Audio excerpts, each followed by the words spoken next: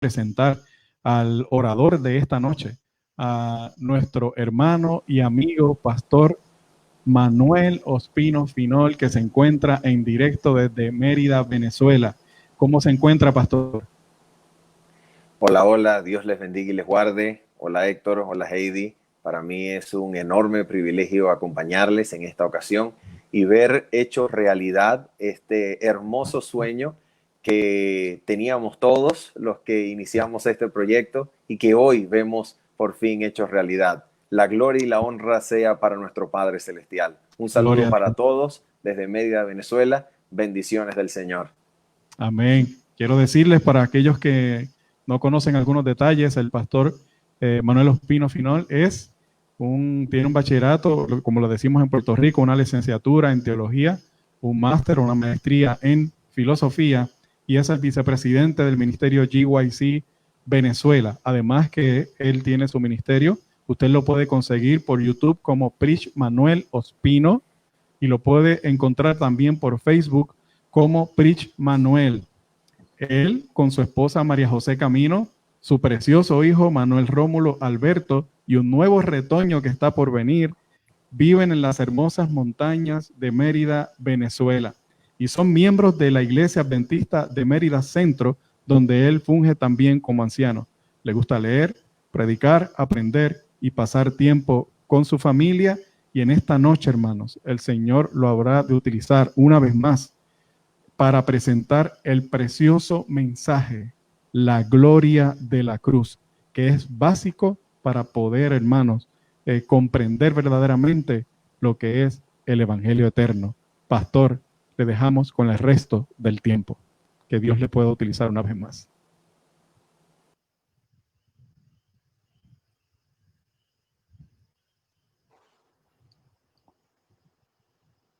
Muy bien, muchísimas gracias por acompañarnos en esta noche.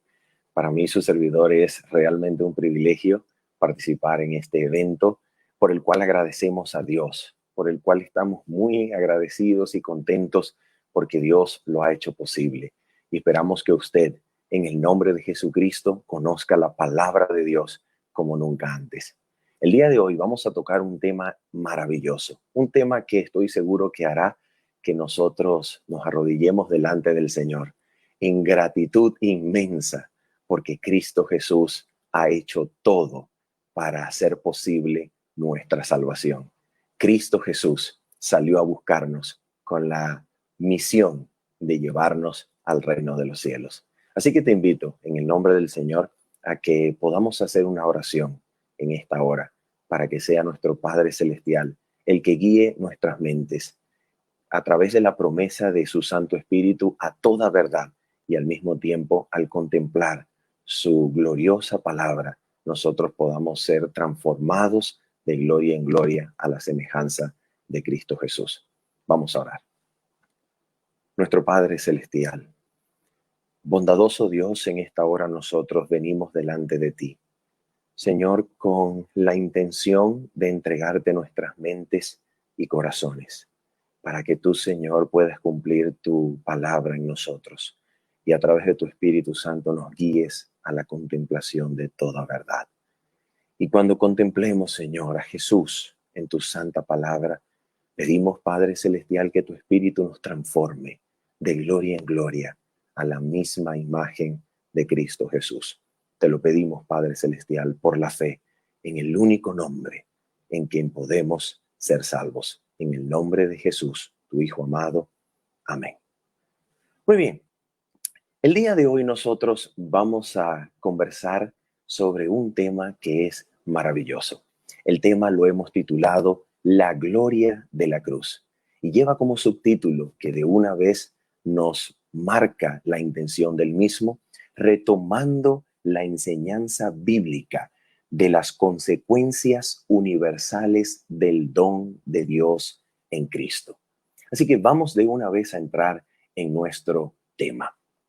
En primer lugar, queremos nosotros que podamos leer la segunda diapositiva. Vamos a mirar esta diapositiva que nos habla acerca de un dicho que proviene de un filósofo griego que puede ser considerado, y es de hecho considerado por muchos, como el lugar fundacional, el lugar donde se le dio inicio al pensamiento especulativo occidental, en otras palabras, al pensamiento filosófico. Perteneciendo al grupo de los físicos, el filósofo Anaximandro concebía la existencia y la realidad humana, y no solamente humana, de todo lo que existía de esta manera. Nos dice Anaximandro lo siguiente: pero aquello de donde las cosas tienen el nacer, a ello va también su perecer,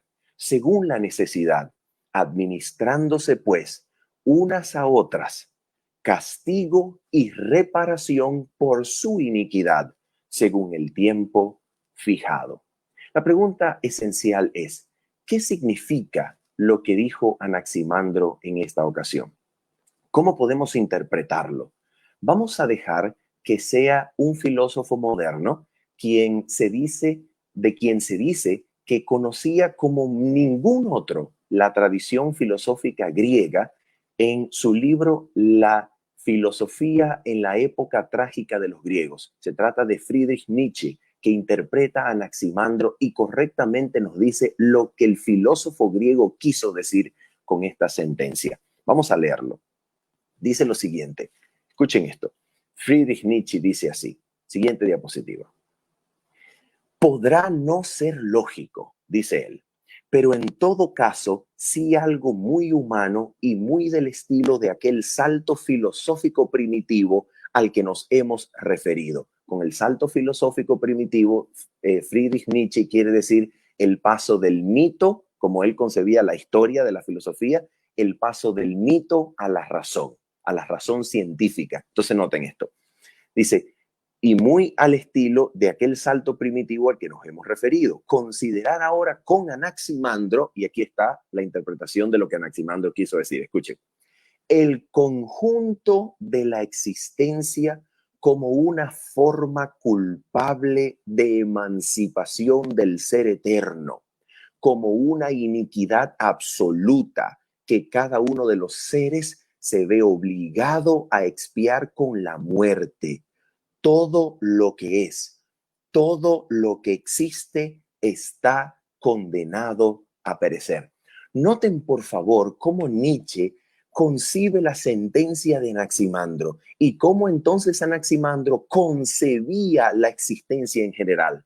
Para este inicio de la filosofía griega, la existencia es el resultado de una culpa, de una iniquidad absoluta que solo la muerte debe expiar y que con justicia la muerte se aplica a todos los seres porque ellos han cometido la injusticia y acarrean la culpa de haberse separado del ser eterno al llegar a existir. En otras palabras, para los inicios de la filosofía griega, existir es resultado de una culpa. La existencia es una culpa. Ahora, ¿qué tiene que ver esto con nuestro tema? Veamos inmediatamente la siguiente diapositiva para que ustedes vean cómo esta idea de una existencia culposa o la culpabilidad de la existencia se tradujo al pensamiento de Platón, también uno de los fundadores y más altos exponentes representativos de la filosofía griega. Dice Platón en su diálogo El Fedro lo siguiente, miren lo que dice. Es una ley de Adrasto, perdón, que toda alma que ha podido seguir al alma divina y contemplar con aquella alguna de las esencias, esté exenta de todos los males hasta un nuevo viaje. Y si en su vuelo no se debilita, ignorará eternamente sus sufrimientos. Ahora miren lo que pasa cuando el alma se desvía. Escuchen, este Platón parte de la premisa de la inmortalidad del alma. Ahora nota lo que dice. Pero cuando no puede seguir a los dioses, el alma, cuando no puede seguir a los dioses, cuando por un extravío funesto, llena del impuro alimento del vicio y del olvido, se entorpece y pierde sus alas, miren lo que pasa, entonces cae en esta tierra. Nota esto, La existencia humana, para Platón el filósofo, es resultado de que el alma, que es inmortal, de acuerdo con él, en un resultado que va a cosechar del vicio y del entorpecimiento, cae en esta tierra y entonces da origen a la existencia humana. Noten esto. La existencia humana es resultado de un pecado, es resultado de un extravío del alma que, no pudiendo seguir los dioses, cae humillada a esta tierra. ¿Te das cuenta? Ahora mira, ¿por qué razón es importante comprender esto? ¿Por qué razón? Es demasiado importante porque para nadie es un secreto que el fundador de la teología occidental, Agustín de Hipona, es absolutamente platónico. Es un filósofo neoplatónico. Y ahora mira cómo Agustín, en el desarrollo de la teología cristiana occidental, en el desarrollo de la estructura arquitectónica que va a dar lugar y origen a la formulación del pensamiento católico, mira cómo Agustín recoge las ideas de los filósofos sobre una existencia signada y marcada por la culpa, no solamente de Platón, sino de los orígenes de la filosofía griega. Mira lo que presenta Agustín de Hipona en la próxima diapositiva. Vamos a ver la cita que proviene de sobre cuestiones o sobre diversas cuestiones a Simpliciano. Vamos a leerlo. Adelante, por favor. Siguiente diapositiva. Mira lo que dice. Atrás. Vamos a retroceder un poquito. ¿Sí? Una. Vamos a retroceder una. Ok, allí. Dice así. Dice Agustín de Hipona. Mira lo que dice.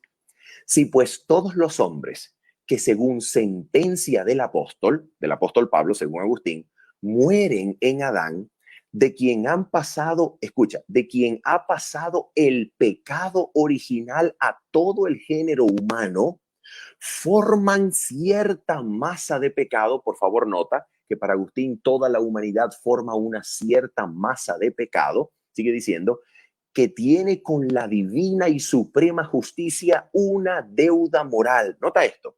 De acuerdo con Agustín, todos los hombres en Adán que forman una masa de pecado tienen con la divina justicia una deuda o pena moral. ¿Te das cuenta? Y ahora mira lo que dice aquí.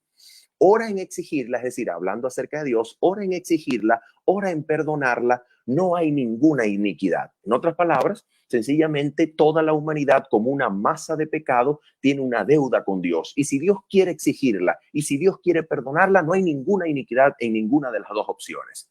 ¿Te das cuenta? Mira la siguiente cita también de Agustín. La siguiente cita comienza diciendo, así como de Adán. Ok, mira lo que dice aquí. Esta nos proviene de su obra de los méritos y el perdón de los pecados. Dice Agustín de Hipona así. Así como de Adán hombre han salido hombres, así también de Adán pecador, esclavo de la muerte y condenado, salió una raza de pecadores, de esclavos de la muerte y condenados. ¡Wow! ¿Te das cuenta? Y ahora mira la siguiente cita. Mira lo que nos va a decir Agustín en esta tercera y última cita de su obra que nosotros vamos a hacer referencia. Dice así. ¿Quién reconoce? Esta nos proviene de una obra llamada Contra las 12 epístolas de los pelagianos. Miren lo que dice Agustín aquí. ¿Quién reconoce en ti ventaja que te distinga de los demás? Dice el apóstol al hombre que se gloría como de sí mismo y de su propio bien. Y ahora mira cómo Agustín se refiere a la condición humana. Dice así. ¿Quién te distingue de los demás? Es decir, de los vasos de ira, de la masa de perdición que por un hombre atrajo la condenación sobre todos. Nota por favor la frase. Para Agustín, los seres humanos son una masa de perdición que atrajo por Adán la condenación a todos los hombres. Entonces, ¿cómo es la existencia humana, de acuerdo a Agustín? La existencia humana está caracterizada por la culpa, por la deuda moral. La existencia humana es una masa de pecado, es una masa de perdición que ha adquirido en Adán una deuda moral con Dios y Dios puede exigirla. destruyendo a la humanidad, aborreciéndola como hijos de ira, o sencillamente puede perdonarle y no hay ninguna iniquidad en él. Dios puede hacer lo que quiera con la raza humana porque toda la raza humana es sencillamente una masa culposa, una masa de perdición, una masa dañada, una masa de pecado. Todas estas frases son propias de la obra de Agustín. Ahora mira lo que dice una figura que deriva exactamente de Agustín, que a pesar de estar separada de Agustín por varios siglos de la historia del cristianismo, puede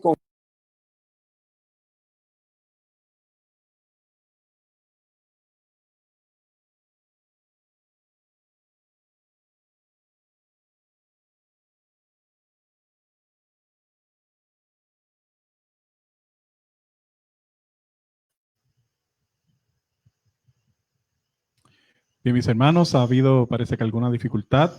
Vamos en esta hora a esperar unos minutos. Como sabemos, hermanos, el enemigo sencillamente está airado por esta semana, que sencillamente es un tema que es delicado, hermanos, para nosotros, para nuestra salvación. La comprensión de este tema, de la gloria de la cruz que está presentando nuestro amigo pastor Manuel Ospino, es esencial, hermanos, para la comprensión del verdadero mensaje del Evangelio eterno. Así que estamos en espera que en cualquier momento pueda haber una reconexión, podamos continuar adelante. Mientras tanto, hermanos, sencillamente les invito a orar. Ahí donde estén, vamos a orar para que el Señor pueda ser glorificado una vez más. Manténganse conectados, hermanos. Seguimos aquí.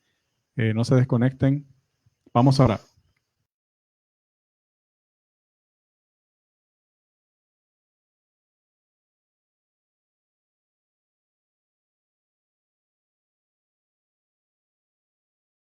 ira, de la masa de perdición que por un hombre atrajo la condenación sobre todos. Nota por favor la frase.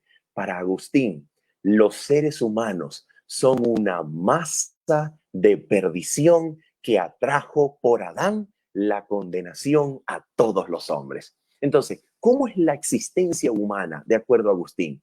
La existencia humana está caracterizada por la culpa, por la deuda moral. La existencia humana es una masa de pecado, es una masa de perdición que ha adquirido en Adán una deuda moral con Dios y Dios puede exigirla destruyendo a la humanidad, aborreciéndola como hijos de ira, o sencillamente puede perdonarle y no hay ninguna iniquidad en él. Dios puede hacer lo que quiera con la raza humana porque toda la raza humana es sencillamente una masa culposa, una masa de perdición, una masa dañada, una masa de pecado. Todas estas frases son propias de la obra de Agustín. Ahora mira lo que dice una figura que deriva exactamente de Agustín, que a pesar de estar separada de Agustín por varios siglos de la historia del cristianismo, puede considerársele a esta figura como la reaparición de Agustín. Es una reaparición del agustinismo, de la filosofía y pensamiento agustiniano que después de varios siglos aparece para dar origen y continuación y consolidación a la reforma protestante. Miren lo que nos va a decir nada más y nada menos la siguiente diapositiva que Calvino. Miren lo que nos dice Calvino en su obra Institución de la Religión Cristiana, libro 2, sección 1. Miren lo que dice. Digo pues, atención, Calvino definiendo el pecado original. Dice así, digo pues que el pecado original es una corrupción y perversión hereditarias de nuestra naturaleza. Nota que pecado es la condición de la naturaleza humana, la condición con la cual nacemos, la condición existente del ser humano. Para Calvino es pecado y a eso se le llama pecado original. Y ahora nota cómo continúa la cita. Esta corrupción y perversión de la naturaleza, dice él, difundidas en todas partes del alma, lo cual primeramente nos hace, ¿qué cosa? Culpables de la ira de Dios. Nota esto. Por haber nacido en esta naturaleza corrupta Calvino dice que la humanidad se hace culpable de la ira de Dios. Y ahora sigue diciendo, y además, nota esto, produce en nosotros lo que la Escritura denomina obras de la carne. Y esto es precisamente, dice Calvino, lo que San Pablo tantas veces llama pecado. Nota esto, en esencia, el pecado no es una decisión contraria a la voluntad de Dios. Pecado es la naturaleza. Pecado es lo que somos y nos hace culpables de la ira de Dios. Siguiente diapositiva, porque vamos a ver 3 citas de Calvino. Siguiente cita de Calvino. Vamos a leer lo que él dice. Mira esto. Ahora, dice Calvino, solamente quiero, como de paso, mostrar que todo el hombre, de los pies a la cabeza, está como anegado en un diluvio, de modo que no hay en él parte alguna exenta o libre de pecado. Por tanto, atención, si el hombre está todo lleno de pecado y no hay ninguna parte de él que esté libre de pecado, escucha lo que va a decir Calvino. Por tanto, cuanto de él procede, es decir, todo lo que proceda de la humanidad, todo lo que procede del hombre, atención, se le imputa como pecado, según lo que dice en San Pablo, que todos los afectos de la carne son enemigos de Dios y por consiguiente muerte. Notemos esto, amigos míos. Esto es muy, pero muy importante. ¿Por qué razón? Es importantísimo porque si el ser humano es una masa de pecado, si el ser humano está lleno de pecado en todas las partes de su ser, entonces quiere decir que todo, de acuerdo a Calvino, todo lo que proceda de él es pecado. Incluso el intento por volverse a Dios, incluso la súplica que pueda salir de un ser humano pidiéndole a Dios restauración, eso es pecado. ¿Por qué? Porque todo lo que proviene del hombre solamente es pecado. Se le imputa como pecado. Y ahora entonces mira la pregunta lógica, la pregunta de las preguntas, la pregunta del millón. Mira la pregunta que vamos a hacer en la siguiente diapositiva. Mira esto. Adelante, por favor. Mira lo que nos dice la siguiente diapositiva. Escucha bien. Si todo, escucha esto, si todo lo que el ser humano puede hacer es pecado, porque todo lo que proviene de él se le imputa como pecado, entonces, mira la pregunta, ¿cómo podrá el ser humano volverse a Dios sin que esa vuelta sea también pecado? ¿Te das cuenta? Si todo lo que el ser humano, todo lo que procede de él es pecado, entonces naturalmente surge la pregunta, ¿cómo puede el ser humano volverse a Dios sin que esta vuelta también sea pecado? ¿Cuál es la respuesta?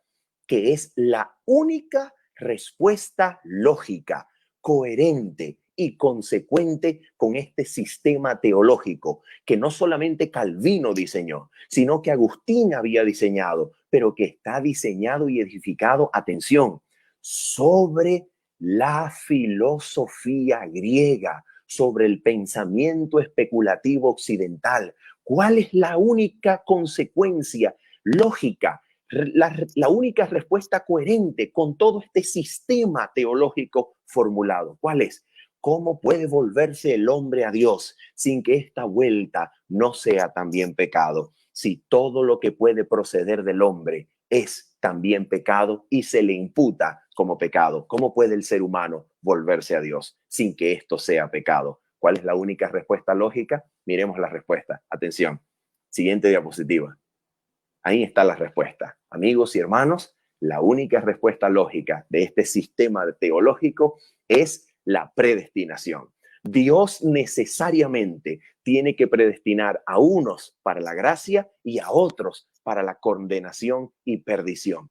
Y la gracia de Dios debe necesariamente operar de manera irresistible, violentando la voluntad, violentando la conciencia, si lo que salga del hombre cuando se vuelve a Dios no ha de ser considerado como pecado. Si lo que salga del hombre cuando éste se vuelve a Dios no ha de llamarse pecado, la única forma en que esto suceda es que Dios violente la conciencia, violente la libertad y lleve al hombre sin ninguna decisión, ni ceder, ni ningún consentimiento de parte del ser humano a esta gracia. La gracia debe operar de manera irresistible en la conciencia del hombre. La pregunta es, ¿en qué circunstancias? Vamos a la siguiente diapositiva. ¿En qué circunstancia, entonces, si la predestinación es lo único coherente con este sistema teológico, en qué circunstancia específica comienza a operar la gracia? ¿En qué circunstancia específica entonces la gracia comienza a operar? ¿Dónde nos encuentra la gracia? ¿En qué momento de nuestras vidas? Solamente hay una respuesta, amigos míos. Porque si todo lo que procede del hombre es pecado, y todo el hombre es pecado, y toda su naturaleza es pecado, y toda su naturaleza lo hace culpable de la ira de Dios, lo hace condenado, merecedor del justo castigo de Dios, solamente por ser, solamente por existir. Si existir es un pecado, si existir es culpa delante de Dios, entonces la gracia necesariamente debe operar de manera irresistible, de manera inconsciente, en una sola circunstancia. ¿Cuál es esa circunstancia? Adelante. ¿Cuál es la respuesta coherente? Así es, el bautismo de infantes. El bautismo de infantes entonces borra los efectos del pecado original, administrando la gracia de Cristo. ¿Cuál es el problema entonces con esta conclusión? Vamos a la siguiente diapositiva. ¿Cuál es el problema con esta comprensión del Evangelio? ¿Cuál es el problema con la comprensión de la salvación así como la hemos expuesto? El problema son los siguientes. Número uno, la predestinación, amigo querido, la predestinación distorsiona el carácter de Dios, porque un Dios que programa al pecador para pecar y un Dios que programa al justo para perseverar en justicia y para no resistir a la gracia, permíteme decirte que es un Dios absolutamente ajeno a la Biblia. Ese no es el Dios de la Biblia. Un Dios que programa al hombre para la caída y el pecado, para luego obtener de esa caída y pecado más gloria para sí, déjame decirte que no representa los atributos de Dios. Todo lo contrario, ese Dios representa los atributos del enemigo de Dios. No cabe duda que estamos ante una versión distorsionada del carácter de Dios. Y número dos, atención, el bautismo de infantes, ¿qué hace? El bautismo de infantes convierte a la iglesia, atención, a la iglesia en la sola depositaria y real mediadora de la gracia de ¿quién? De la gracia de Cristo. Por esa razón, la iglesia en la época medieval se levantará como la superpoderosa estructura administrando la gracia de Cristo, en donde nada que está fuera de ella puede acercarse ni siquiera pensar obtener salvación, porque la iglesia es la sola depositaria y la administradora real de la gracia de Cristo. ¿Te das cuenta cuál es el problema de esta estructura y pensamiento teológico? Es una estructura terrible. La pregunta entonces es la siguiente. Vamos a la siguiente diapositiva. Amigos míos, mis hermanos de corazón, escuchen esto. Siguiente diapositiva. Mira esto. ¿Es esta comprensión de la realidad una conclusión totalmente bíblica? Amigos, hermanos, si esta teología, si este aparato teológico es bíblico, tenemos que aceptarlo. Pero, ¿y qué pasa si no es bíblico? ¿Qué sucede si esta comprensión de la existencia humana no es totalmente coherente con la Biblia? ¿Qué ocurre? Entonces tendremos, con todo respeto, que evaluarla y por la fe en Cristo Jesús dejarla de lado. ¿Es esta realidad una realidad totalmente bíblica? Otra pregunta, ¿cuál es entonces la condición del ser humano delante de Dios antes de creer en Cristo? Vamos a dar la respuesta. ¿Cómo vamos a dar esta respuesta? Siguiente diapositiva. Para responder cuál es la condición humana antes de creer en Cristo, nosotros necesitamos entonces analizar con la intención de comprender la realidad de la existencia humana. Necesitamos considerar tres unidades textuales que vamos a recomendar. En este tema, específicamente, nosotros nos vamos a limitar a las dos primeras, a Génesis capítulo 1 al 4, Juan capítulo número 9, y vamos, por causa de tiempo, no vamos a poder dedicarnos a Romanos 3 al 5, pero los recomendamos encarecidamente. Vamos entonces a comenzar con Génesis capítulo 1 al 4, estudiando unidades completas, no solamente un versículo acá, otro versículo allá, sino unidades completas, unidades y pasajes, unidades de texto completo que nos permitan estudiar los pasajes en sus contextos propios. Vamos a la primera unidad, Génesis capítulo número 1 hasta el capítulo número 4. En primer lugar, y como conclusión del capítulo 1, nosotros debemos afirmar que Génesis capítulo número 1, versículos 26 al 28, nos presenta a manera de resumen el propósito y vocación de la creación del ser humano. ¿En qué consistía? Ser imagen de Dios significa principalmente para el ser humano desarrollar un carácter a la semejanza divina, que se despliegue para gloria de Dios, para gloria del Creador, en el señorío amoroso sobre todo lo que Dios puso a los pies del hombre. Esta es la imagen de Dios, es la vocación del ser humano, es lo que significa ser imagen de Dios, desarrollar un carácter a la semejanza divina en relación con todo lo que Dios había puesto a los pies del ser humano.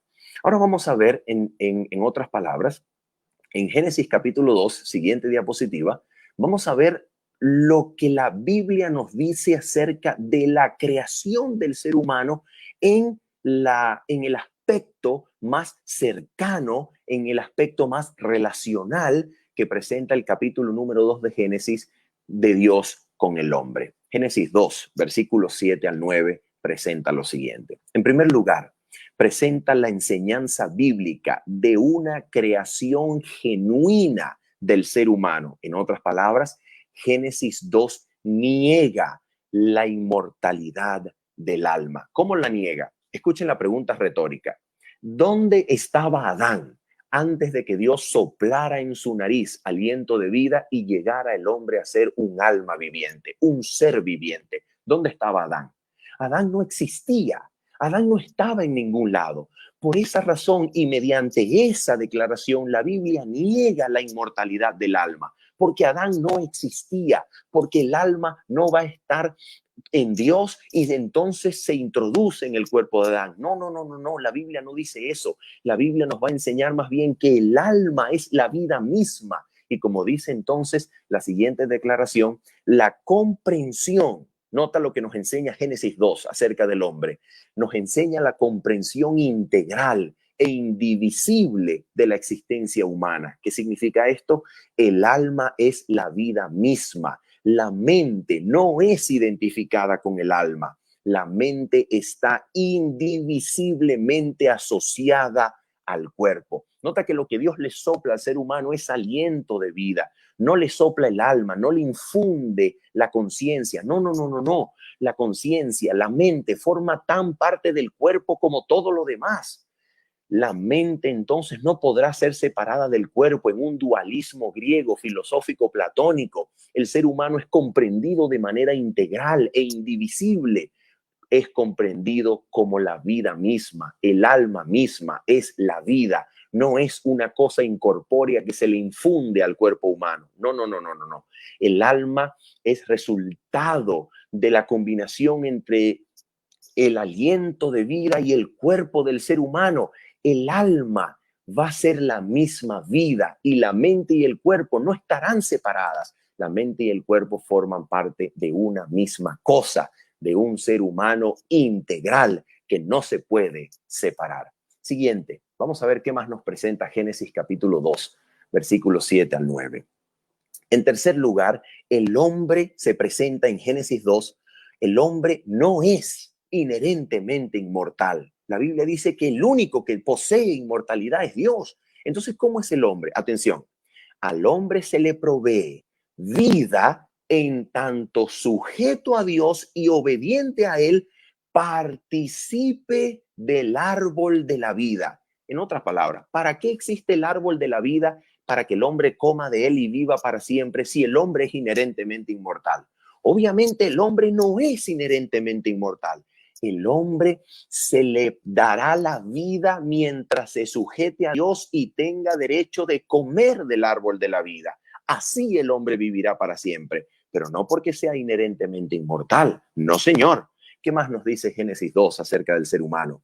Su existencia será placentera por diseño del Creador. Dios pone al hombre todo árbol delicioso a la vista y bueno para comer. Dios le dio al hombre una existencia placentera, una existencia buena, una existencia sabrosa para vivir. Y Dios es el creador de todo genuino placer. Y finalmente tenemos entonces que el árbol del conocimiento del bien y del mal será desde el inicio una prueba de lealtad. ¿Por qué debía el hombre ser sometido a una prueba de lealtad antes de ser unido a la familia celestial y gozar de todos los favores del Señor? ¿Por qué razón el ser humano debía ser sometido a una prueba de lealtad? Porque ya en el universo existía la rebelión satánica y el hombre debía ser probado para ver de qué lado de la controversia quería estar. Siguiente diapositiva. Vamos a ver ahora lo que nos presenta Génesis capítulo número 3. Génesis capítulo número 2, versículos 15 al 17. Mira lo que nos dice la escritura. En primer lugar, la vocación humana está indivisiblemente ligada al trabajo útil. ¿Recuerda? Dios puso al hombre en el huerto para que lo labrara y lo guardara. Así que la vocación humana está indivisiblemente ligada al trabajo útil en contacto con la naturaleza. No es la contemplación de las ideas incorpóreas y eternas la vocación sublime. No. Esto es de acuerdo con la filosofía griega. De acuerdo con la Biblia, la vocación del hombre siempre será una producción y un trabajo útil en contacto con la naturaleza. Sigue diciendo, en segundo lugar, Dios propone el goce y disfrute de todo lo bueno, evitando el conocimiento experimental del mal mezclado con el bien. Y ese es el problema. El problema es que cuando el hombre va a desobedecer, ahora la creación se va a mezclar entre el conocimiento del bien y el mal. La creación tendrá como resultado un vestigio, una testificación del bien del creador y del amor del creador, pero al mismo tiempo estará mezclada con el conocimiento y los resultados del mal. Y ahora mira lo que nos dice en tercer lugar Génesis capítulo 2, versículo 15 al 17. Siguiente diapositiva. Mira lo que nos presenta también estos versículos. La vida, atención, la vida en sujeción a Dios proveerá al hombre la adquisición de cada vez más tesoros de conocimiento del bien que le muestren la bondad del Creador. Para eso Dios creó al ser humano, para que mientras más exista, más gloria del Creador refleje, conociendo los tesoros de la sabiduría que están en Dios. Mientras más vida tuviese el ser humano, más conocimiento de Dios, más gloria de su Creador iba a reflejar.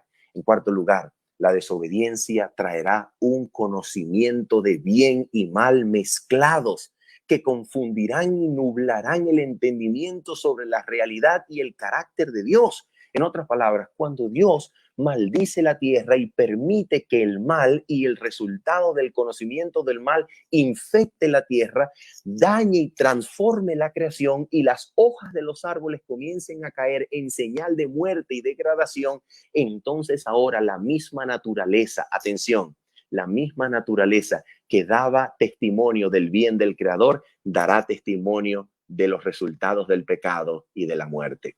Siguiente, escucha bien.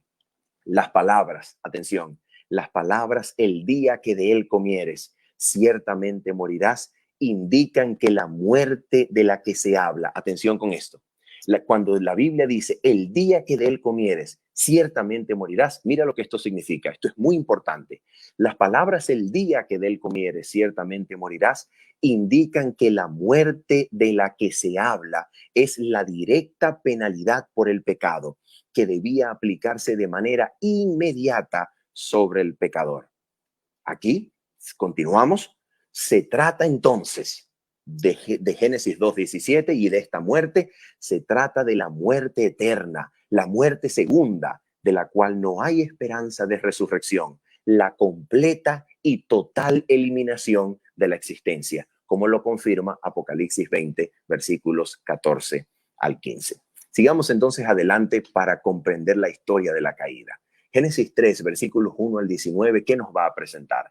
En primer lugar, nos va a presentar el pecado del ser humano como la transgresión de la palabra y de la ley de Dios. Esto es lo que es el pecado. El pecado desde el inicio será transgresión de la palabra, transgresión de la ley de Dios. Y sigue diciendo entonces, la desnudez de la que el ser humano es ahora consciente, aún después de coser para sí hojas de higuera, lo lleva a temer a Dios y ocultarse de él. El pecado no es separación de Dios. El pecado produce la separación con Dios. ¿Te das cuenta? Siguiente, vamos a leer. Siguiente diapositiva. Aquí dice, tras una investigación de lo ocurrido, y esto ocurre después en Génesis capítulo 3, versículo 6 en adelante, tras una investigación de lo ocurrido, en la cual Dios busca al hombre, atención, Dios es el que busca al hombre que se había ocultado por miedo a la presencia de Dios, y Dios al mismo tiempo intenta en esa búsqueda llevarlo al arrepentimiento. Dios ahora emite sentencia, atención, no sobre el ser humano en primer lugar. Dios emite sentencia contra la serpiente. ¿Sabes por qué? Porque el problema de Dios no es contra el ser humano. El problema de Dios y la enemistad de Dios no es en contra del ser humano. La enemistad de Dios es en contra de Satanás, el rebelde originador del pecado. No es en contra del ser humano originalmente. ¿Te das cuenta? Dios no está enemistado con el hombre. Dios está enemistado contra el rebelde Satanás, el originador de la controversia, que ahora por la caída tomaba al hombre para el lado satánico de la controversia. Pero Dios no está enemistado con el hombre. Dios está enemistado en primer lugar con Satanás y ahora, atención, la condenación de Satanás, el punto D, atención, la condenación de Satanás incluye en su seno el plan de la redención de la raza caída. ¿Te das cuenta? Esto es maravilloso, porque en el mismo instante en que Dios condena a Satanás, Dios promete la salvación del ser humano, mostrándonos que no es la intención de Dios enemistarse con el hombre. La intención de Dios es destruir al rebelde. La intención de Dios es salvar al hombre por medio de un plan que permita la destrucción de Satanás para que no quede rastro ni continuidad de la rebelión. Por esta razón, el Nuevo Testamento, cuando comprende el plan de salvación e interpreta el plan de salvación, nos dice, para estos apareció el Hijo de Dios. ¿Para qué? Para deshacer las obras del diablo. ¿Te das cuenta? Y en el contexto, el deshacerse de las obras del diablo no es otra cosa que redimir al hombre del pecado, dándole el poder para vencer sobre el pecado. Eso es lo que dice Primera de Juan capítulo 3 versículo 8 en adelante. Entonces la condenación de Satanás incluye en su seno el plan de la redención de la raza caída. El hombre recibirá perdón y poder para ser restaurado a la lealtad de su creador. Sigamos adelante entonces. Siguiente diapositiva. En lo dicho al hombre y su mujer, Dios muestra la operación, atención con esto, Dios muestra la operación de una dinámica ejecutada por la naturaleza, tanto en el ámbito humano como en el mundo físico. En otras palabras, la naturaleza humana y la naturaleza del mundo físico serán transformadas y se degradarán y ahora darán testimonio no solamente de la presencia del bien y la bondad del Creador, sino también ahora darán testimonios de los resultados del pecado y del conocimiento del mal.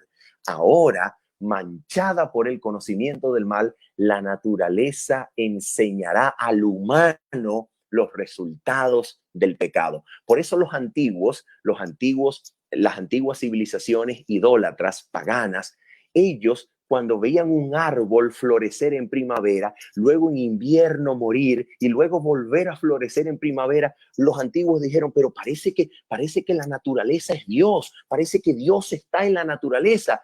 Y entonces llegaron a ser idólatras, adorando a la naturaleza antes que el Creador.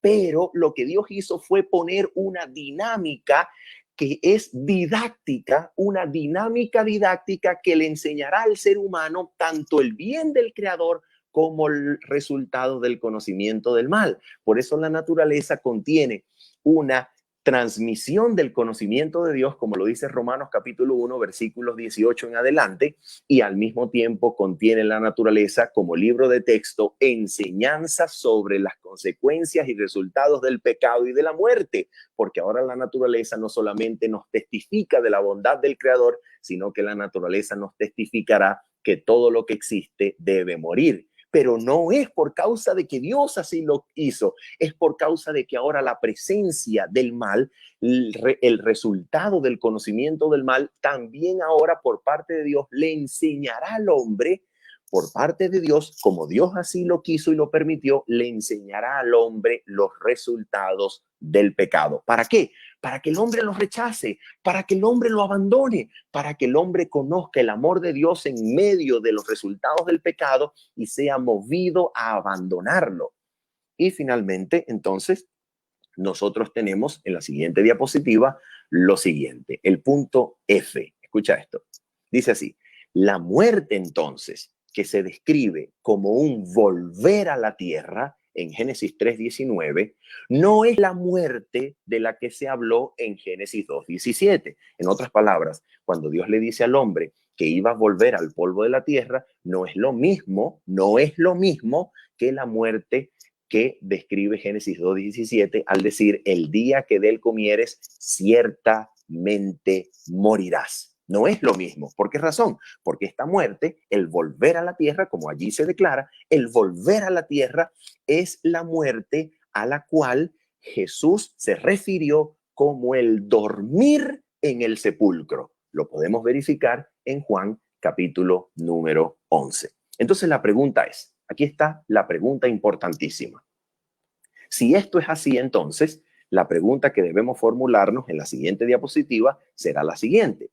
¿Por qué razón no murió el hombre aquel mismo día en que desobedeció a su creador y se convirtió en un rebelde, en un pecador delante de Dios? ¿Por qué razón el hombre no murió aquel mismo día? ¿Por qué razón Dios no aplicó inmediatamente la sentencia de muerte que había prometido en Génesis 2:17, diciendo, de cierto morirás? ¿Por qué razón?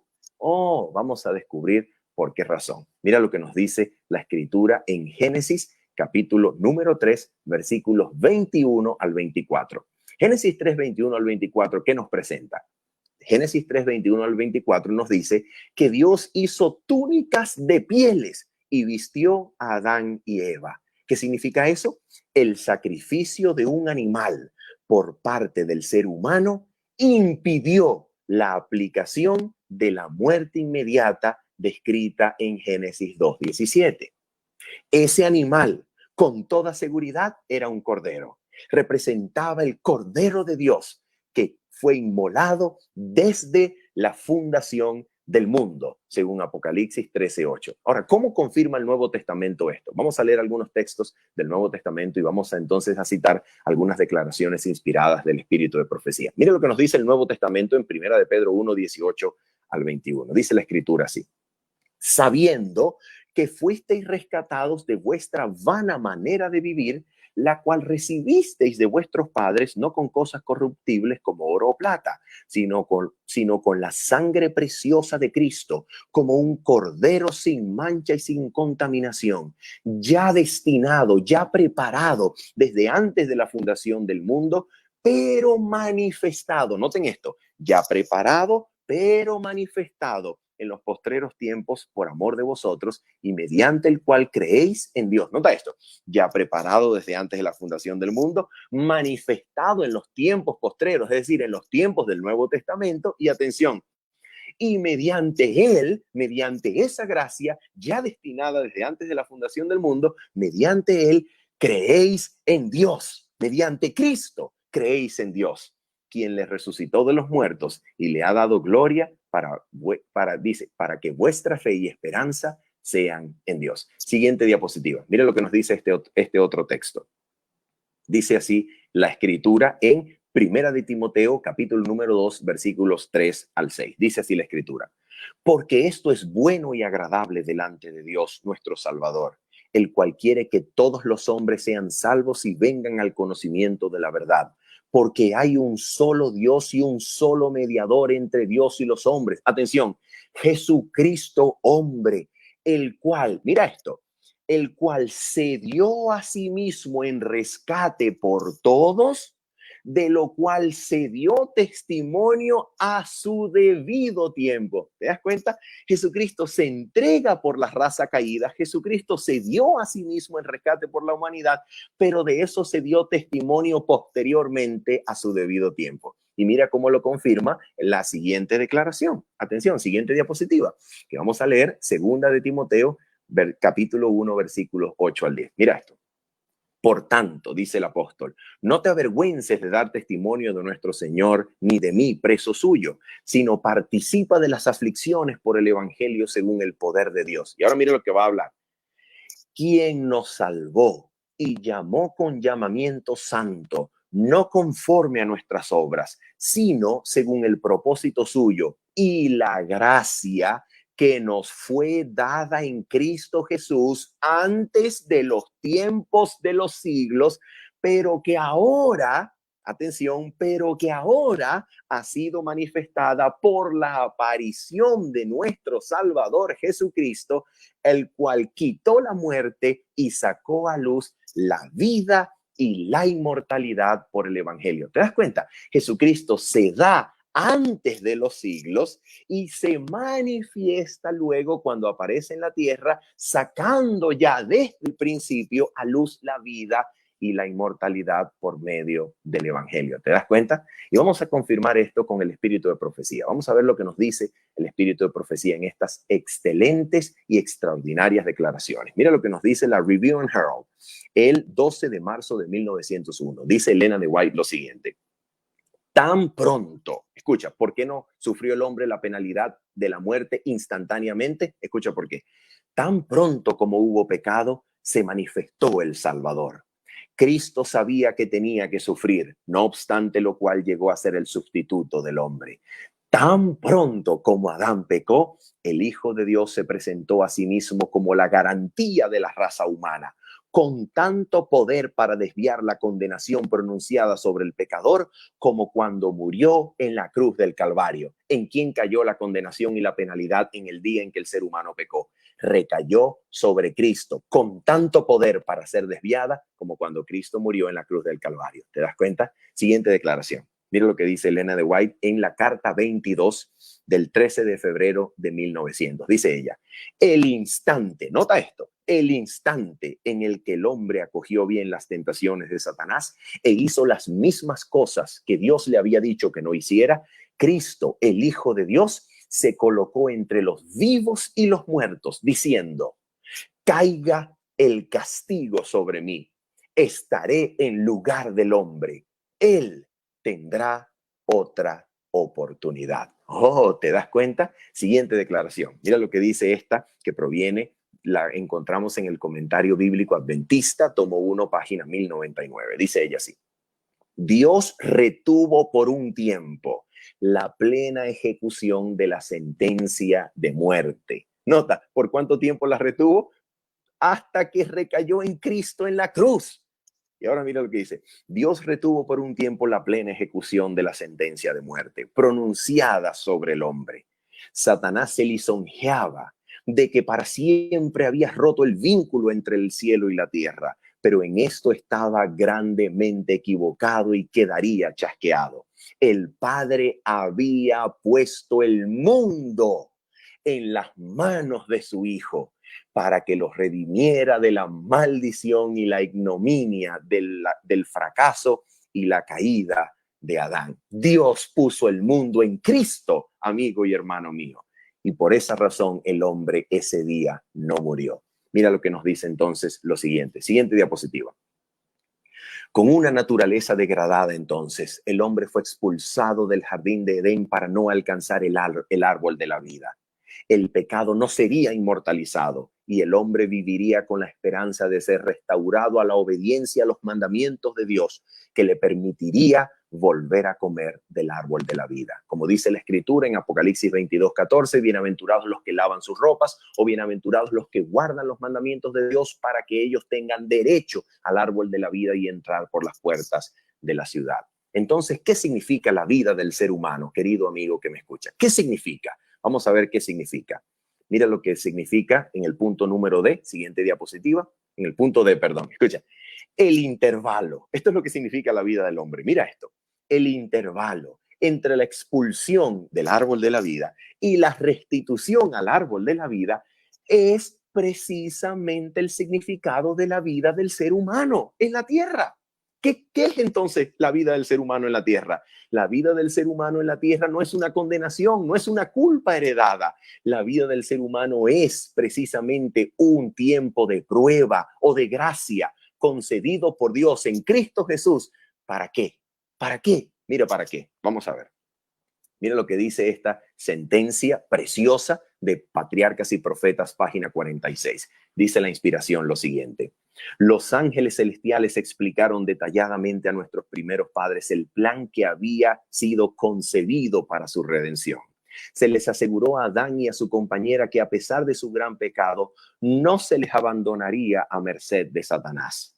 El Hijo de Dios había ofrecido expiar con su propia vida la transgresión de ellos. Atención, se les otorgaría un tiempo de gracia, amigo. En inglés, Elena de White escribió a period of probation. ¿Qué quiere decir un periodo de prueba? ¿Qué quiere decir eso? Si el ser humano nace condenado o si el ser humano nace culpado y condenado a la ira de Dios, ¿qué sentido tiene de que el ser humano nazca para que se le dé un periodo de prueba? ¿Un periodo de prueba para qué si ya está condenado? Oh, un periodo de prueba solamente es lógico y coherente con la Biblia cuando el hombre en realidad nace porque Cristo Jesús tomó su culpa desde el Edén y cuando murió en la cruz hizo posible que viviera para que tuviera un periodo de prueba, un tiempo de gracia en esta tierra. De eso se trata la vida del ser humano.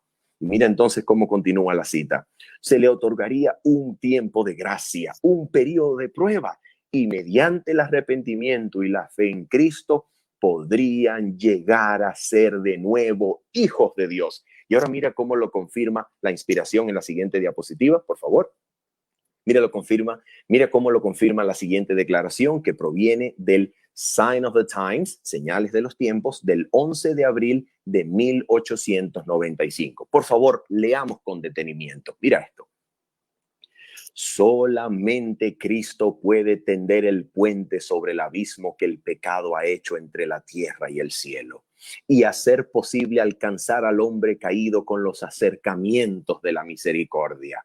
Pero a través de los méritos de Cristo, atención, a través de los méritos de Cristo, al hombre le ha sido dada una segunda prueba. En inglés, a second probation. Escucha, para que él, el hombre, pueda ser examinado y probado mediante otra prueba, la palabra es trial, mediante otra prueba, para ver si será obediente a todos los mandamientos de Dios y ser traído de vuelta con su lealtad probada, dice, en libertad del pecado, a tener derecho al árbol de la vida y entrar por las puertas de la ciudad. ¿En qué consiste la vida del hombre? La vida del hombre es un tiempo de gracia, es una segunda prueba para ver si el hombre ha de elegir la obediencia y lealtad a Dios para que pueda comer de nuevo del árbol de la vida y vivir para siempre en la familia de Dios. ¿Te das cuenta?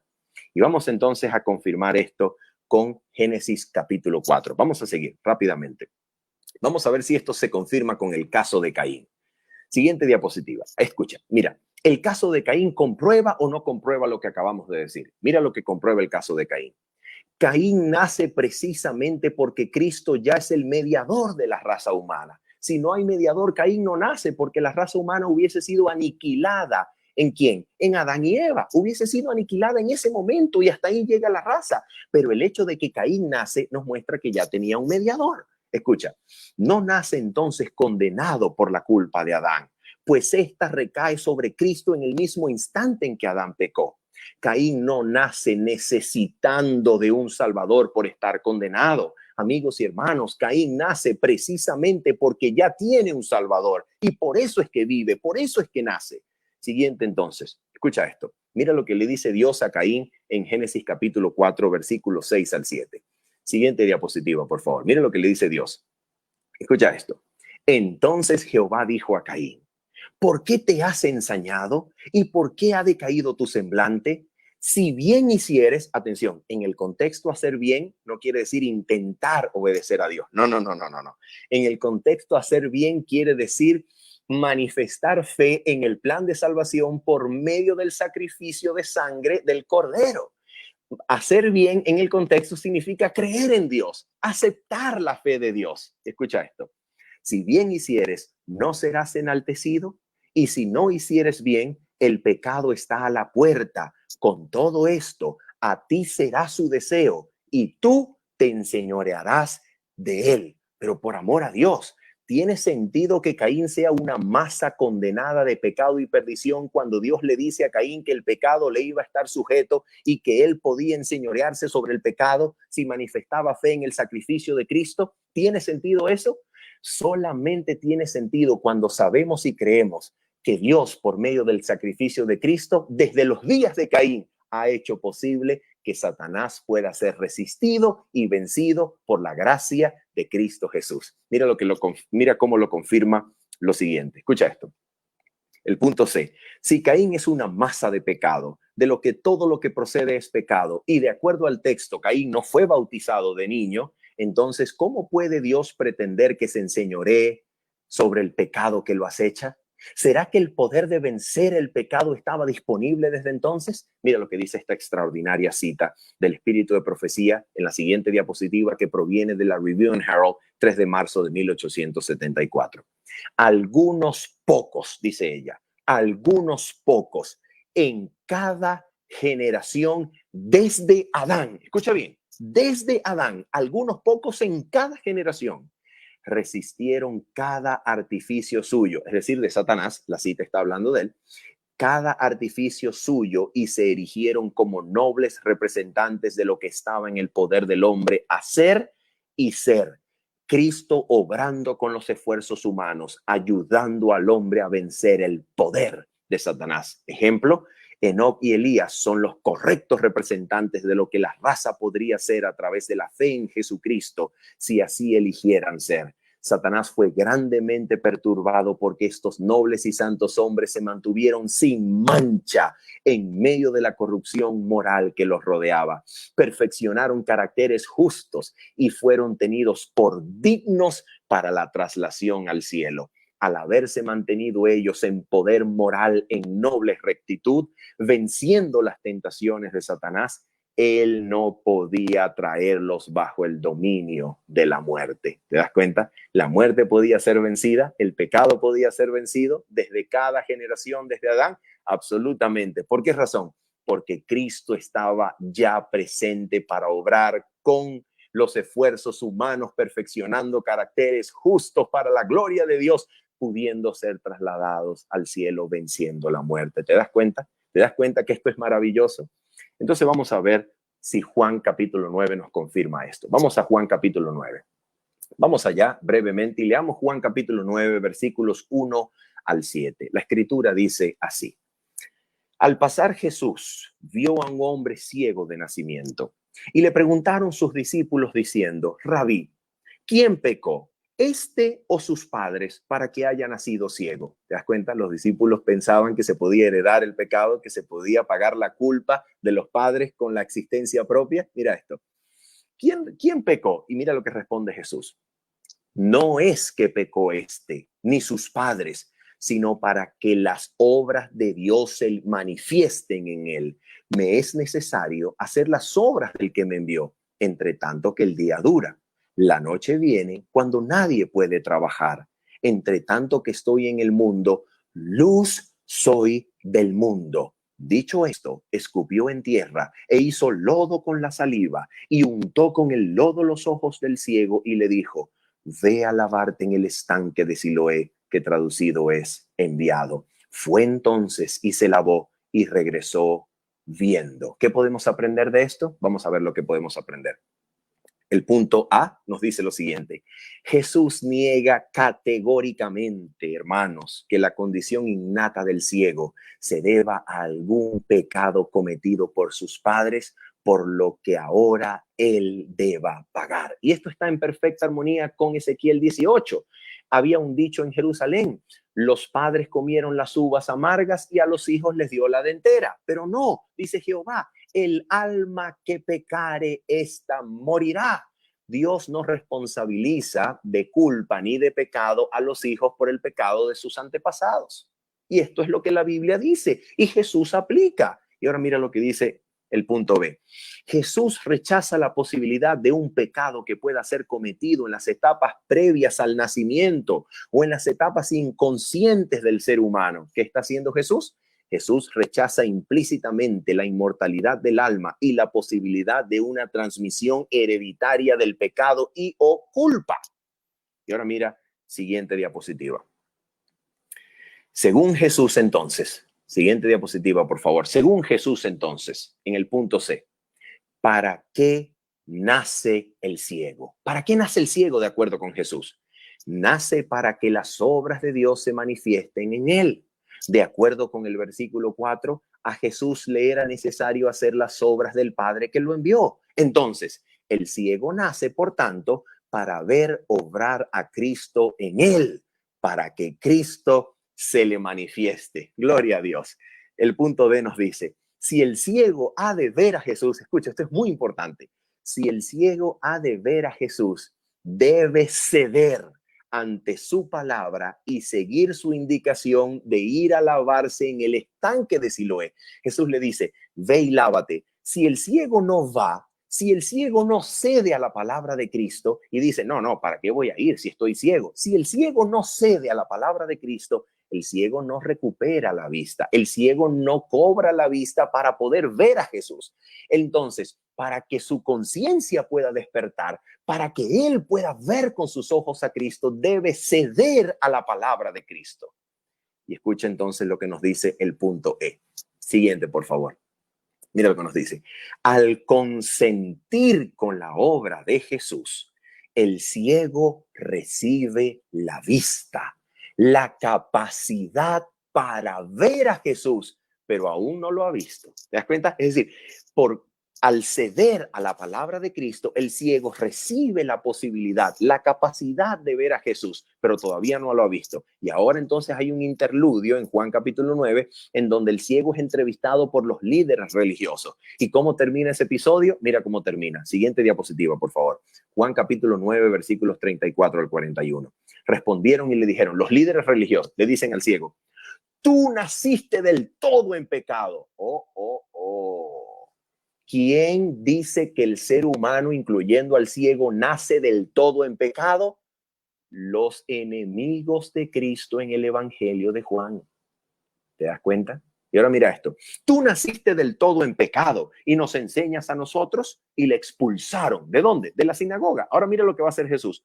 Oyó Jesús que le habían expulsado y hallándole. ¿Te das cuenta? Jesús lo salió a buscar. Jesús salió a buscar al ciego porque escuchó que lo habían expulsado, porque Jesús le abrió los ojos para que lo viera a él. Así que Jesús salió a su encuentro para permitirle al ciego verlo, ver al Hijo de Dios. Escucha, oyó Jesús que le habían expulsado y hallándole le dijo, ¿crees tú en el Hijo de Dios?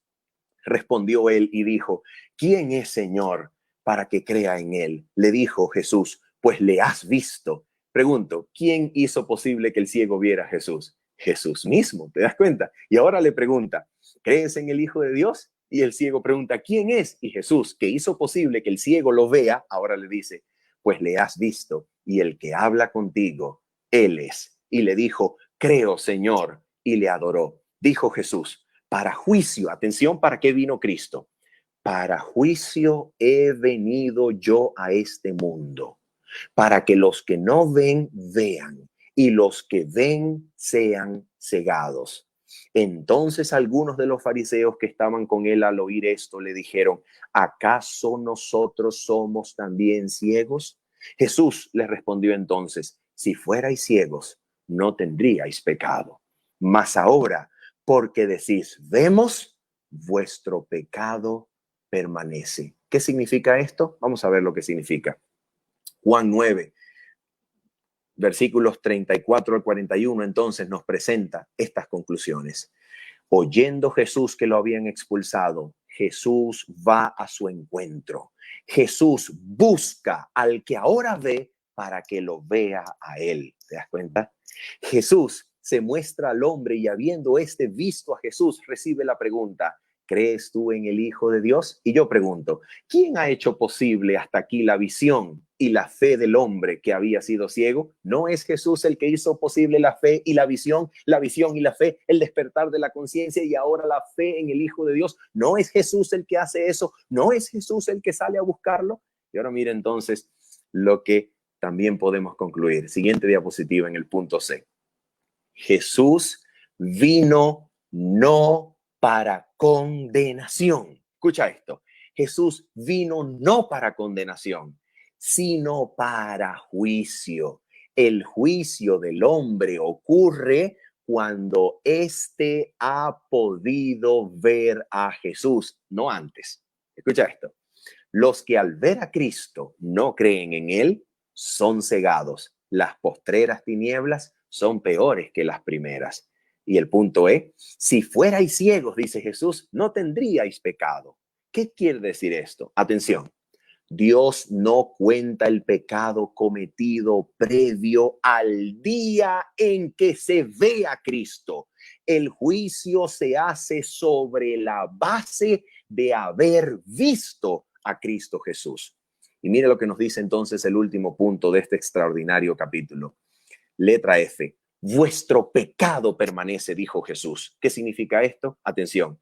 El pecado se le cuenta al hombre en su contra solamente cuando, habiendo visto al Hijo de Dios, se los rechaza. ¿Te das cuenta? La pregunta es, ¿confirma esto el Evangelio de Juan? Vamos a la siguiente diapositiva. Vamos a ver si lo confirma. Juan capítulo número 3, versículos 16 al 19, en la entrevista de Nicodemo, que de acuerdo con la hermana White es el lugar en donde Jesús explicó mejor su salvación por encima de cualquier otro discurso. Juan capítulo 3, en la entrevista con Nicodemo. Mira lo que nos dice.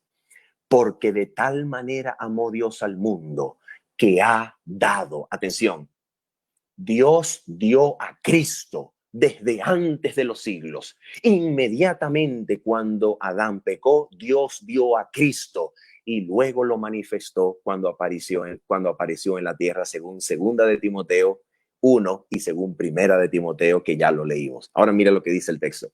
Porque de tal manera amó Dios al mundo que ha dado a su Hijo unigénito, para que todo aquel que en él cree no se pierda, mas tenga vida eterna. Porque no envió Dios a su Hijo al mundo para condenar al mundo, sino para que el mundo sea salvo por él. El que en él cree, atención, porque esto es sumamente importante, el que en él cree no es condenado, pero el que no cree ya ha sido condenado porque no ha creído en el nombre del unigénito Hijo de Dios. ¿Qué quiere decir esto, amigos? No es que fue condenado desde su nacimiento, sino que no es condenado, o mejor dicho, no es que fue condenado desde su nacimiento, porque desde su nacimiento no puede creer, sino que es condenado porque no ha creído en el Hijo de Dios. Y escucha lo que dice. Y esta es la condenación. Versículo 19. Esto es demasiado importante. Y esta es la condenación, que la luz vino al mundo y los hombres amaron más las tinieblas que la luz, porque sus obras eran malas. ¿Cuál es la condenación del mundo? ¿En qué consiste su condenación? En que vino la luz y se les rechazó. ¿Te das cuenta? Ahora vamos a ver lo que podemos entonces concluir de todo esto. Vamos a ver lo que dice. ¿Qué se puede entonces concluir? ¿Será que se puede aplicar el caso del ciego a la experiencia humana en general? ¿O este es un caso particular solamente de Juan 9, solamente vale para el ciego, solamente vale para los líderes del tiempo de Jesús, pero no vale para la humanidad en general? ¿Será esto correcto? Vamos a ver si el Evangelio confirma que podemos aplicar la experiencia del ciego a la experiencia general de la humanidad. Mira lo que nos dice el Evangelio de Juan, capítulo 15, versículos 18 al 19, y luego saltamos al 22 al 25. Dice así: si el mundo os aborrece, ¿de quién está hablando Jesús? Del mundo. Atención, si el mundo os aborrece, sabed que a mí me ha aborrecido antes que a vosotros. Si fuerais del mundo, noten, Jesús continúa hablando del mundo, si fuerais del mundo, el mundo amaría lo suyo. pero porque no sois del mundo, antes yo os elegí del mundo, por eso el mundo os aborrece. Pregunto, ¿es claro que Jesús está hablando del mundo? ¿Sí o no? Oh, claro que sí. Escucha esto. Si yo no hubiera venido, ni les hubiera hablado, no tendrían pecado. ¿Quién? El mundo. Escucha esto. Pero ahora no tienen excusa por su pecado. El que me aborrece a mí, también a mi Padre aborrece. Si yo no hubiese hecho entre ellos obras que ningún otro ha hecho, no tendrían pecado. Pero ahora han visto y han aborrecido a mí y a mi Padre. Pero esto es para que se cumpla la palabra que está escrita en su ley. Sin causa me aborrecieron. El pecado nunca ha tenido excusa, ni antes ni después de la caída, porque Cristo Jesús vino al mundo para manifestar la gracia que al mundo se le había concedido desde el comienzo de los siglos. Pero mira a ver lo que nos dice entonces esto. Vamos a ver si el Evangelio de Juan en su totalidad, en su total motivo teológico, en su arreglo e hilo conductor teológico confirma este hallazgo. Vamos a ver. Escucha esto. En todo el Evangelio de Juan, querido amigo, Jesús es precisamente el que hace posible que el hombre vea a Dios, despejando todas las tinieblas que cubrían su carácter ante todo el universo. Jesús vence las tinieblas que ocultaban a Dios. En su plena luz se halla la vida del mundo. Cristo alumbra a todo hombre que viene a este mundo. Juan 1:9. Él hace visible a Dios para darlo a conocer. Jesús es la luz del mundo. Juan 8:12. Su obra es el día del mundo. En él se ve la gloria de Dios. Su cruz debe atraer las miradas del universo entero para que el mundo sea juzgado. Juan 12:30-33. Jesús sería levantado en la cruz. Escucha cómo termina el Evangelio. Mira qué glorioso. Jesús sería levantado en la cruz y así consumar la atracción con que había acercado a Nicodemo para que el que había venido de noche ahora viniera a la luz. ¿Te das cuenta qué maravilloso es el Evangelio de Juan? ¿Cómo conecta todo esto en todo el Evangelio? ¿Qué podemos entonces concluir? Mira lo que dice Elena de White acerca de esto. Escucha bien, querido amigo y hermano. Mira lo que dice Elena de White en una cita extraordinaria que proviene de la página 40 del Deseado de todas las gentes. Mira lo que dice Elena de White. Dice así: por la vida y la muerte de Cristo. Atención, atención, no por el pecado de Adán, ni por el pecado cometido. No, no, no, escucha esto.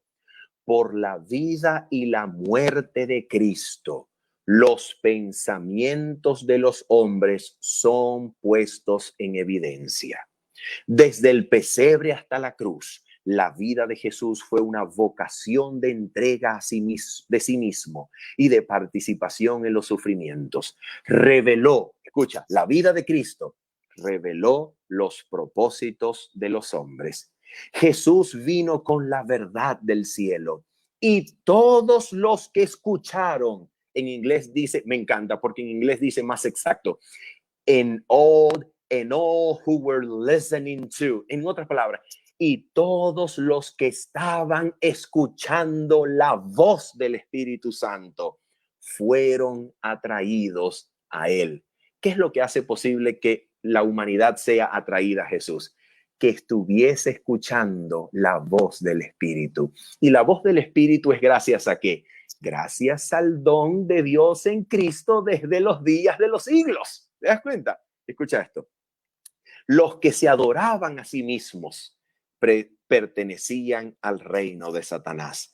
En su actitud hacia Cristo, todos iban a demostrar en qué lado estaban. No por causa del pecado de Adán, no por causa de nacer culpados, no por causa de nacer como una masa de pecado y de perdición. No, no, no, no, no, no. En su actitud hacia Cristo, todos iban a demostrar en qué lado estaban. Y así, Cada uno pronuncia juicio sobre sí mismo. ¿Te das cuenta? Y ahora mira cómo termina la cita de la página 40 del Deseo a toda la gente. Mira cómo termina. Dice así: en el día del juicio final, cada alma perdida comprenderá la naturaleza de su propio rechazamiento de la verdad. ¿Te das cuenta? Y ahora mira lo que dice: se presentará la cruz y toda mente que fue cegada por la transgresión verá su verdadero significado. Ante la visión del Calvario con su víctima misteriosa, los pecadores quedarán condenados, no por un pecado cometido por Adán, no por heredar la culpa de la existencia, no por nacer con naturaleza pecaminosa, no por haber degradado del favor del ser eterno, no por haber nacido por una culpa o haber nacido para pagar una culpa o ser pecado por naturaleza. No. Ante la visión del Calvario y su víctima misteriosa, los pecadores quedarán en el juicio final condenados. ¿Te das cuenta? Y finalmente, querido amigo y hermano, pregunto, vamos a la siguiente diapositiva. Vamos a hacer la pregunta de rigor. Entonces, ¿qué significa todo esto para nuestra comprensión y experiencia de la salvación? ¿Qué significa todo esto? ¿Significa entonces que todos los seres humanos han nacido salvos? Vamos a ver. Siguiente diapositiva. No significa que todos los seres humanos hayan nacido salvos, pero ciertamente significa que no nacen condenados a la ira de Dios. Significa que todo ser humano nace en una posición sumamente favorable ante Dios por causa de Cristo, gozando de la buena voluntad del cielo entero. Tan favorable es nuestra posición por medio de Cristo que si no nos resistimos, seremos atraídos por el amor de Cristo a través de influencias visibles e invisibles que nos instan a abandonar los vanos placeres del mundo y llegar al pie de la cruz para recibir la vida de Dios por medio de la fe. Oh, amigo querido, ¿qué más significa? Dios, por medio de Cristo, ha dado a todo el mundo la vida, el poder de resistir al enemigo, la libertad de ceder al llamado de su espíritu, el despertar de la conciencia para que podamos ver la cruz, la fe y la poderosa atracción que de no ser resistida nos llevará al pie de la cruz. Cristo salió a buscarte. Gloria a Dios, amigo, mi hermano.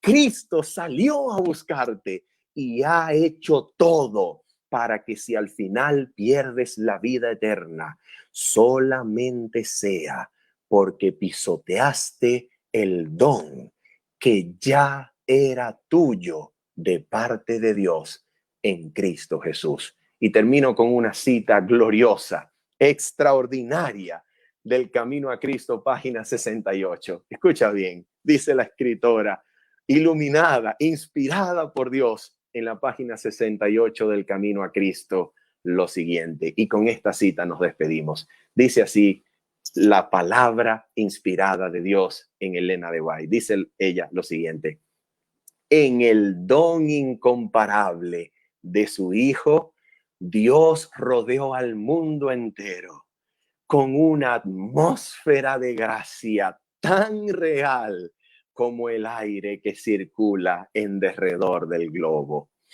Todos los que decidan respirar esta atmósfera vivificante vivirán y crecerán hasta alcanzar la estatura de hombres y mujeres en Cristo Jesús. Dios te amó desde los siglos. Dios te dio a Cristo. Cristo hizo posible que nacieras. hizo posible que vencieras al enemigo en esta lucha que enfrentas, hizo posible que cedas con libertad al llamado de su espíritu. Despierta tu conciencia para que lo veas. Cuando lo ves, engendra la fe, y cuando crees en el nombre de Cristo, entonces Cristo Jesús te da la vida completa de Dios por medio de su espíritu, que te da el poder para tener una vida de gloria en gloria a la misma imagen del Hijo de Dios. Cristo Jesús ha hecho todo, salió a buscarte y hoy te llama para que lo veas y entonces puedas ser juzgado. Dios no te juzga por cómo naciste, no te juzga por ningún pecado heredado, no te juzga por tus actuales circunstancias, ni siquiera por los pecados que has cometido en la ignorancia. Dios solamente te juzga delante de la visión del crucificado, y ante la cruz Dios levantó a Cristo para que seas atraído y creas en el don de Dios para que recibas la vida eterna de gloria en gloria con Cristo Jesús. Que Dios te bendiga.